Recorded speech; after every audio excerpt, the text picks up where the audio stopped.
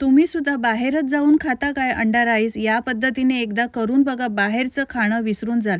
इतका चमचमीत हा अंडा राईस तुम्ही घरच्या घरी पटकन बनवू शकता.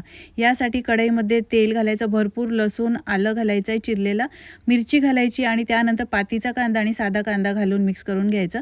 आवडीच्या भाज्या घालायच्या, मिक्स करून घ्यायच्या आणि छान शिजवून घ्यायचं झाकण ठेवून. मस्त अशा भाज्या छान शिजलेल्या आहेत. यानंतर यामध्ये अंडी घालणार आहोत. तर तुम्हाला जेवढी अंडी हवी तेवढी अंडी एका मिक्सिंग बाउलमध्ये घ्यायची.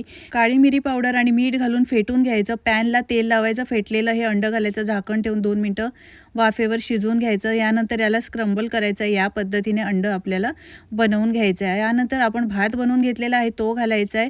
शेजवान चटणी, सोया सॉस घातला आहे आणि त्यानंतर चिली सॉससुद्धा घातलेला आहे.